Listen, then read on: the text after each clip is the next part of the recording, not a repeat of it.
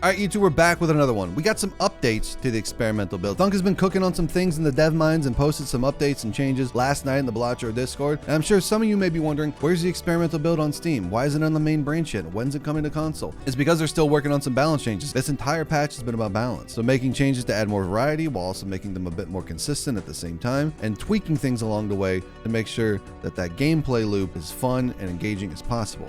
So with that being said, let's jump into it and see what's actually going on. And we'll give some thoughts and commentary along the way. So starting off, made some non-retroactive scaling jokers incompatible with Perishable. Ceremonial Dagger, Glass Joker, Hologram, Ride the Bus, Runner, Constellation, Green Joker, Red Card, Madness, Square Joker, Vampire, Rocket, Obelisk, Lucky Cat, Flashcard, Spare Trousers, Castle, and Wii. So those scaling jokers, whether it be chips or molt, are now incompatible with the Perishable tag, which makes sense. You don't want to be building up a single joker just to have it disabled a few rounds later. Obviously, these can still be rental and eternal, so those tags aren't going away. Taking that Perishable tag away from these, I think, makes a lot of sense, which is going to add some more variety into this higher stakes. Removed more motion from the reduced motion mode. So there's a lot of motion in Balatro. We got swirling background, screen shake. So having the option to reduce motion is great for accessibility. It provides a wider variety of people to be able to play the game. If they are sensitive to motion sickness, they don't need to worry about this. And reducing a little bit more motion from the reduced motion mode is going to make this even more accessible to people. So you love to see stuff like that. So I don't know how I feel about these. Changed Runner now starts at +0 chips, gives +15 chips per straight, was +20 and +10 per straight.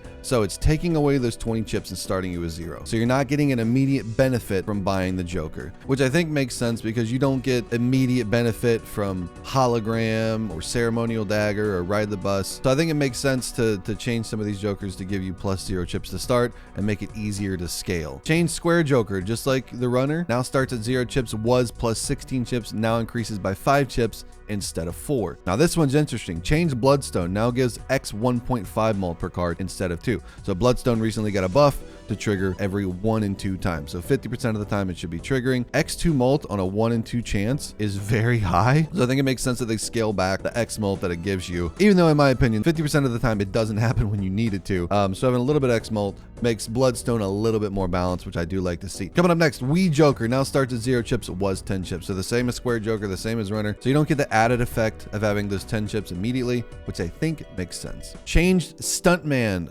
They keep hurting my boy Stuntman. Went from 300 chips to 250 chips. Now we're going from uncommon to rare. Now rare and $7, was uncommon and $6.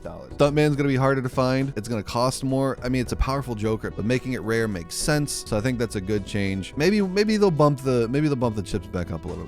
Maybe like 275. Thunk, if you're listening, maybe 275. Changed Vampire, now uncommon and $7, was rare and $8. Vampire got a nerf. It will only take the enhancements off a card that is scored as opposed to any card that you played. So bringing it down to uncommon makes sense. So I think that one's good. Since the margins are no longer as razor thin on higher stakes, I have also slightly increased the anti-scaling for mid to late antes. 200 on ante 3, 1,000 on ante 4, 2,000 on ante 5, 4,000 on ante 6, 4,000 on ante 7, and 10,000 on ante 8 for green stake. Same with purple stake. 200 for ante 3, 1,000 for ante 4, 3,000 for ante 5, 10,000 for ante 6, 20,000 for ante 7, and 20,000 for ante 8. So now green stake and purple stake are a little bit more challenging. If you're already struggling with these stakes, seeing this is not the best news. But with anything, things change. This is the experimental build. We've already seen things change from that first experimental build to this one. So nothing is permanent. Things can change all the time. Change the eternal, rental, and perishable sticker location to be closer to the top right corner. So moving them up to make them a little bit more visible makes sense, so they're not interfering with the art on the card. So I think that's good. Banned top-up tag and antimatter on Jokerless challenge. Top-up tag. You get 2 common Jokers created if you have space. You don't want Jokers on the Jokerless challenge. Antimatter gives you an extra Joker slot. You don't want an extra Joker slot on the Jokerless challenge, so removing them I think makes sense. Fix the bug where perishable Jokers were still giving their effect when debuffed. That's a no-brainer. You don't want perishable Jokers to be giving molt or chips or X molt when they're supposed to be debuffed.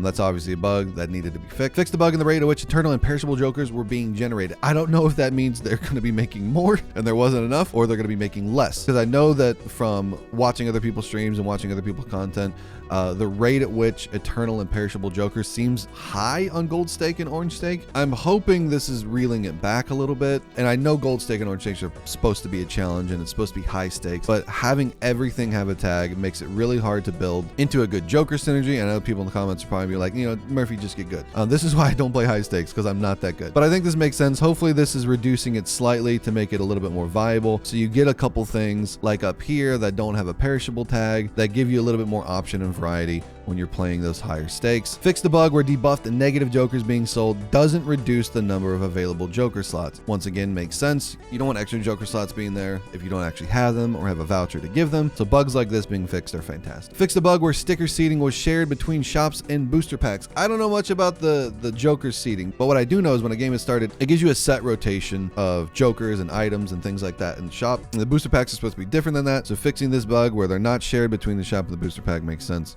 So that's it. That's the update. Some changes to the perishable tags, removing some of these scalable jokers out of the pool that could be perishable, I think is good. Reducing a little bit more motion, so there's more accessibility for people that are prone to motion sickness to access and play the game, which you love to see. Bloodstone might be the most controversial one to most people, because taking away that 0.5x mult, people love Bloodstone, and they love that it's triggering 1 out of 2 times now. This one hurts me the most, making Stuntman rare and harder to find. Anti-scaling changes on green and purple stake, and some general bug fixes. But let me know what you think down in the comments. Let me know what you think about the news videos. I'm going to be doing these whenever an update drops, so hopefully you don't get sick of them. But I think it's important to share the state of the game and as things progress, because not everybody's in the Balatro Discord, or not everybody's on Reddit, or not everybody's playing the game all the time. And when you see an update, you may not know what's going on. So let me know what you think about these videos down below. I'll keep making them as long as you guys like them. But I hope you enjoy it. Leave a like if you found it valuable. Subscribe if you want to see more news videos in the future. And I hope you enjoy it, and I'll see you in the next one.